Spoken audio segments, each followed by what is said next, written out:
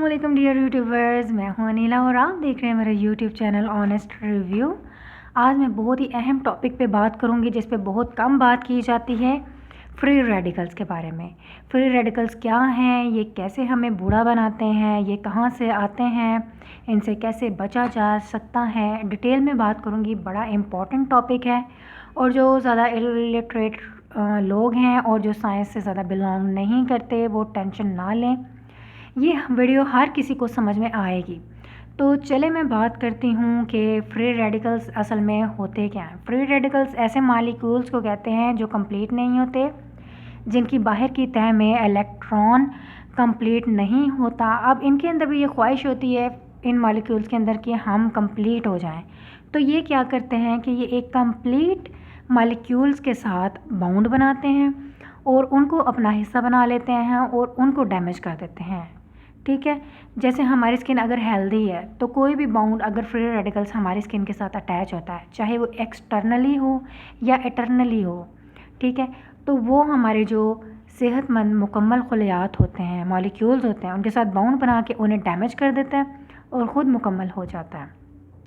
इसी वजह से हम बूढ़े होते हैं। सेलिब्रिटीज़ फ्री रेडिकल्स को बहुत अच्छे तरीके से जानते हैं, ठीक है, और उनका सीक्रेट भी यही है कि वो एजिंग से बचे रहते हैं। वो देर से क्यों बूढ़े होते हैं, इसीलिए होते हैं क्योंकि वो अपने आप को फ्री रेडिकल से बचाते हैं। अगर आप भी चाहते हैं कि आप देर तक जवान रहें तो इस वीडियो को शुरू से लेकर एंड तक लाजमी देखिएगा।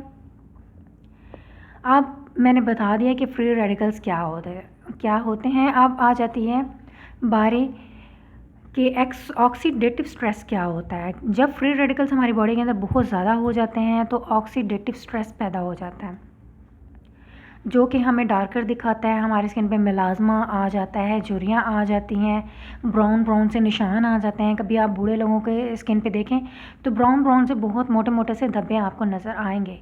तो इन्हीं चीज़ों से बचने के लिए फ्री रेडिकल्स की वजह से ये सब कुछ होता है, तो आपको फ्री रेडिकल से बचना होगा। तो फ्री रेडिकल्स आते कहाँ से हैं? ये एक्सटर्नली भी होते हैं, इंटरनली भी होते हैं।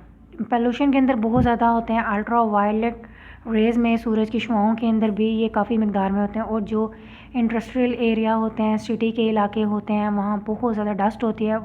उस डस्ट में फ्री रेडिकल्स बहुत ज़्यादा होते हैं। इसलिए आपको एक्सटर्नली सन ब्लॉक लगा कर और एंटीऑक्सीडेंट प्रोडक्ट यानी कि विटामिन सी, ए, बी आप लगाएं, फिर ही आप उससे बच सकते हैं एक्सटर्नली। तो अगर इंटरनली बात करूँ तो मेडिसिन्स की वजह से और जो हम खाते पीते हैं उसकी वजह से अंदरूनी तौर पर फ्री रेडिकल्स बनते हैं। मेडिसिन तो बनाती है ना फ्री रेडिकल्स। और अगर मैं बात करूँ कि कौन से खाने फ्री रेडिकल्स बनाते हैं, तो उसमें आ जाता है शुगर, नमक आ जाता है, इसके अलावा प्रिजर्वेटिव फूड्स आ जाते हैं, कभी भी नहीं खाने चाहिए। फास्ट फूड आ जाते हैं।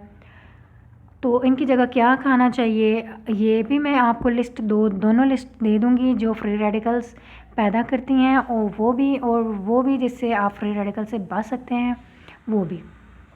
तो अगर मैं आम ज़ुबान में ऑक्सीडेटिव स्ट्रेस की बात करूं, तो अगर आप एक एप्पल का पीस, इसकी एग्जांपल मैं ऐसे दूंगी कि एक एप्पल का पीस अगर आप हवा में रख दें काट कर, तो उसके ऊपर ऑक्सीडेटिव स्ट्रेस का अटैक हो जाता है। वो कैसे? क्योंकि उसके ऊपर जो है फ्री रेडिकल्स अटैक करते हैं और वो डार्कर कलर का हो जाता है, ठीक है। आहिस्ता आहिस्ता वो डेड होना शुरू हो जाता है एप्पल।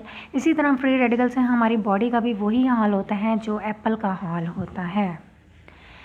अगर हम उस एप्पल के ऊपर निचोड़ें कोई नींबू वगैरह, तो आप देखेंगे उसका फ़ौरन कलर कट जाएगा, ठीक है। तो उसका ऑक्सीडेटिव स्ट्रेस जो है, एप्पल का जो कलर ऑक्सीडाइज हो चुका है, वो वापस एंटीऑक्सीडेंट में कन्वर्ट हो जाएगा। तो जो लीमू है वो एंटीऑक्सीडेंट है। तो मतलब ये हुआ कि आपको ऐसे फूड्स खाने हैं और ऐसी प्रोडक्ट लेनी है जिसकी वजह से आपकी बॉडी के अंदर एंटीऑक्सीडेंट मौजूद रहें और वो फ्री रेडिकल्स के साथ फाइट करें।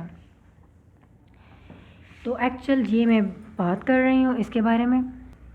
तो एक्चुअली ये वो सीक्रेट है जो सेलिब्रिटीज़ का होता है और वो इन चीज़ों से बचते हैं। आप क्या समझते हैं कि एक सेलिब्रिटी जो स्लिम एंड स्मार्ट है वो शुगर क्यों नहीं खा रहा? इसलिए कि वो मोटा हो जाएगा। वो क्यों एक अच्छी डाइट लेता है? वो क्यों वेजिटेबल्स खाता है, कच्ची वेजिटेबल्स, और एक हेल्दी डाइट क्यों लेता है? इसलिए कि वो स्लिम हो जाए, नहीं, वो इसलिए तो लेता ही है अगर वो मोटा हो रहा हो तो। लेकिन असल बात ये है कि वो यंग रहना चाहते हैं और उनकी यंगनेस का राज ही ये है। तो आप ज़रूरी नहीं है कि बहुत महंगे सप्लीमेंट लें। अब अगर मैं सप्लीमेंट्स की बात करूं तो विटामिन सी से रिलेटेड जो भी सप्लीमेंट्स हैं वो एंटीऑक्सीडेंट हैं सारे। अब अगर मैं ग्लूटाथियोन रिड्यूस की बात करूं तो ये भी एंटीऑक्सीडेंट है। तो अगर आप इसमें देखें तो इसमें लिखा हुआ है कि ये आपको फ्री रेडिकल से बचाएगी। क्यों? क्योंकि इसमें जो तीनों इंग्रेडिएंट हैं, जो रिड्यूस ग्लूटाथियोन है और इसमें जो विटामिन सी है, ये सब आपको फ्री रेडिकल से बचाते हैं, इसीलिए इनको खाने से आपका कलर फेयर होता है।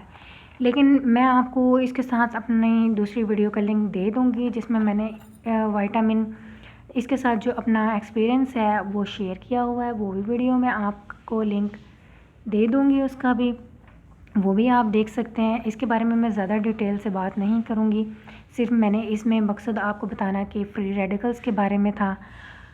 और अब आपको समझ आ गई होगी कि ये क्या है और आपने बैरूनी तौर पे और अंदरूनी तौर पे बचना है, लेकिन आप इससे कम्प्लीटली नहीं बच सकते मुकम्मल तौर पे। लेकिन आप फिर भी अपनी एज को प्रोलॉन्ग कर सकते हैं, यानी कि आप अगर 30 के हैं तो आप 20 के दिख सकते हैं, आप 50 के हैं तो 40 के दिख सकते हैं, सिर्फ इन चीज़ों से बच के।